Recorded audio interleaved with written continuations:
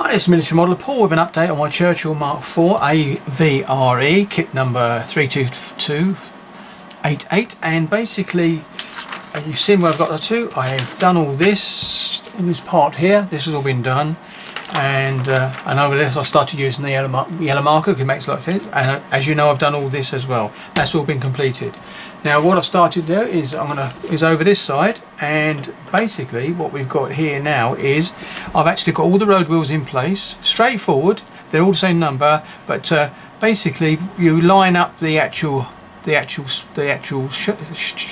shaft through the suspension that comes out the other end, and the actual other wheel attaches to that side. And they do actually rotate, but to be honest, mine's a static model, so I'm not going to worry too much about that, but they do actually rotate all the way through, and the springs all still work all the way along. Then basically once I've done both sides, I actually attach these parts to the actual sponson sides, which have the attachment parts for the inner hull areas, so you have to make sure you get that on properly. So it went straight forward. Now this area here, these two here, there is no definite markings on the actual for these actual raised areas, these actual support arms. You have to line up on the end of the actual track run there, and then what I did is I put a ruler. I don't know if I've got my ruler with me. Oh yes, I have. I put my ruler along like this, so that when I attached this to there, put a bit of glue there, attached that in there loosely, and then held that right. And as soon as I got it in line, I held it there till it dried, and then made sure it stayed there, and then run a bit of Tamiya extra fin on those four arms, and it's held steady. And that's what I did. So same for both sides. So use a straight edge to actually line along this run on the inside of it, and make sure it lines up with the inside of the run of that. But obviously this part has got to be attached to there, if that makes sense. If I come a bit closer, I think you'll see what I mean. There you go. If I go a bit further now up, there you go. So here we go. So here we got the actual bit. This bit here attaches to there, and to make sure I got it straight, I put this up against the groove inside and made sure it ran right level. Once that glue had dried there, then I could run extra fin on these little dabs down the side to glue, because there's no actual marks on the actual hole to actually do it. And then while it was drying, I put the ruler back in place and lined to make sure it was still lined up, and that's what I did for all four, and that worked out pretty well. So go back out again, excuse me, there you go. So that went quite well, done all that, that's no problem. And then no issues with that really, apart from make sure you line that track rail, as I call it, up at the end of it each ones. Then I did these parts, no real problems here at all. These are not, this one in is basically only goes in there, and there's nothing to support this side, but it stays in situ, which is the main thing, and it actually does work, so that was okay. Put these brackets on. These are for the actual engineer's equipment that goes on the side of the vehicle. All this went on. I've done every part there, that's okay, and it was straightforward. There wasn't any issues there at all. I just made sure that I cleaned out all the sprue gates, because if you don't, it won't line up properly on any of these places. The ones here, for instance, it worked out right. Now these parts B1 and B4, basically they're quite straightforward, but both the rear ones, these ones, B4, actually snapped on both pieces, so I had to re-glue them together and go very careful, and that was getting them off the sprue, because the sprue gates are very big on that. When I do my next ones, I would actually run a knife along the sprue gate slowly to get the cut really fine, so there's no real pressure in it when it actually slips off later on with a pair of snips. That's what I would do. I've also done these photo pitch parts, this one here, G2 and G5, and basically I haven't put the track link in there, but because this is bendable, I can actually put one of these track links I've used from the box set, which I'm going to show you in a second, to actually do, and then I can pull it up and slot it in, and then pull that down so it actually supports it in place. But I might paint that before I actually paint the vehicle before I actually do that. And if I damage the photo etch paint, it doesn't matter, I can actually redo it afterwards.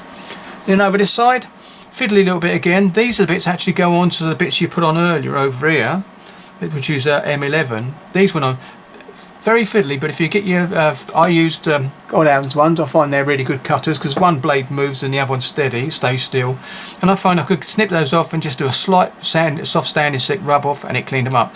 Fiddly, but there you go, not too bad, still not too bad. Now the only thing I would say is this part and this bit, there's no positive mark. You have to put it to the edge.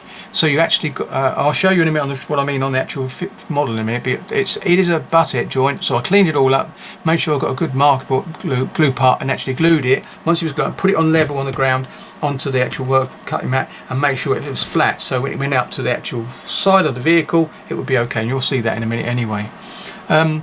And that's it really. I got over to this part and that was all okay, so that was done. So it was the same as doing that bit over there. It's perfect. It was straightforward. The doors go on easily enough. That part there is another one that's a butt joint. You have to make sure you're lining up from the top. Where it go careful with the arrow. It's got to be at the top, goes down, but it does follow the shape of the side of the hole, as you'll see.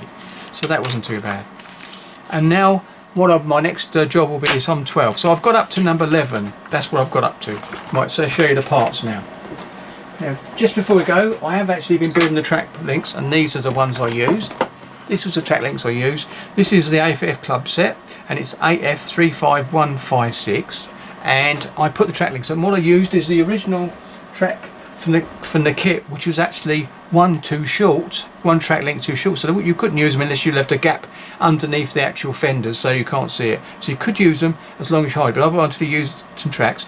I was going to use my through tracks, but I've still got them. That's handy. And basically, but I thought I'd use these and see what they're like. And to be quite honest, they're very nice. Very nice. If I put this up, very nice. And there's the joints.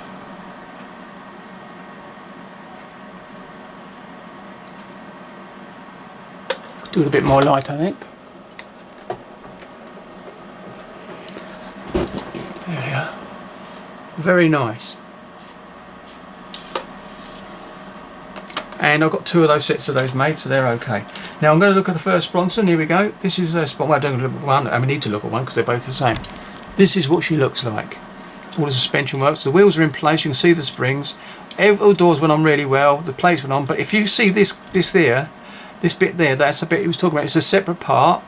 It actually glues on. You can see what I mean. You've got out. It's like a gutter really that runs down to let all the mud and muck fall out from underneath the tracks. That's what it's all about, I believe. And that's it. And this bit here was the other bit I was talking about. And if you can see, there is a gap there, so that's got to be upraised there. It's straightforward, but it's just go careful how to do it, because it's got to be like that. Can you see that? Just there. Oops. Just there. But it is actually lined up with the way it goes on there. Straightforward. You just got to take your care and make sure you get it right. There's the photo which bit's the end. There you go. You see I've done a bit of sand in there. I've dropped a bit of super glue, but thankfully with a soft sander and very careful rubbing, I didn't lose any of the rivet details, which is good. So another thing to learn for later on. And there's the suspension. They all actually move. And there's the rails I was on about. And I'll just demonstrate the Rover. What I did is I attached it. I've done the attaching point. Let's get the more light over here. What I do is it's just here. You can see there's where it attaches to the rail and it joins up to that rail that goes along. I did this. I can't do it with the wheel there, so I've got to do it like this one now. And that's what I did. To make sure, it's terrible when you try and do this. To make sure that rail was straight, I did that. And then made sure it was dry, and then I run the glue down the stems, as you can see there, to actually weld it in place, to actually weld it with Tamir Extra Thin. That all really works well. So really what I'm up to now is I can actually demonstrate the tracks actually work. I don't know if it's going to be the right way around, but it doesn't. No, it's not. But it makes you right. It doesn't matter. But the actual tracks look quite nice on there. I can't glue them together yet because I've obviously got to work on them. But you can see they do work really well. And now I've got the perfect size to actually fit it. If I come around underneath there, and you can't see that. Side views are better, but it does actually work really well. And if I do this, no, it won't, because it won't stay there. But anyway, you can see what I mean. I've got the right length for it, and what I've done is I've left. There's that part of it, and you can see is a bar. There's a bar there, just at the end, and this one, the opening end, I've got an open bit that I've left slightly open. I think you can see, but I will open it enough and push it in, run the glue in, and that's what I'm going to do. And I'm not too worried if that bit doesn't actually move, because at the end of the day that's the bit that's going to be secure in place. So that's that bit. And there's the other one I've done, as I said too. I will count the track links because I didn't count it up. I can actually measure it. So if anyone's got one of these cutting mats, if you go from there, so it's 1, it's 42.5 centimetres, not quite to 43. But I will count the tracks. What a pain! But I will count the tracks so you actually got that right track length numbers to do it. So there you go. So they're both the same, as you can see. And that's my bit of Mr. Surfacer in there. And when I spray that, you won't even notice it. But there she is. That's how far I've got so far. If I bring it down a little bit, you might see it a bit better. There you go. So they're not looking too bad. And now I've got these parts. I've already cut these off just out of interest to see if they work. Now this is the place that About a Model told me there's going to be an issue when it comes to joining these bits to the inner hole. He said he had a very active fillet to put in a white plastic card, and I saw it on the model because it actually shows you. But I'm going to take a chance. I'm going to take a chance and do it the way the instructions show. And if I have to use the same fillet, then I will. But hopefully, so far, everything's come together. This is the hardest bit of the kit, I think, so far, to actually make sure that all works and functions. Good thing is, I've got, I think it's 5 kits now of Churchills to build. So she's going to be quite an interesting model there. So there you go. So I'm just going to call that done now. I'll leave them like that. There you go, so you can see what I mean. And there's the track links coming in, all done and built up, which I'm really pleased about that. So anyway, thank you very much for watching, and I'll catch you on the next update. Happy modelling.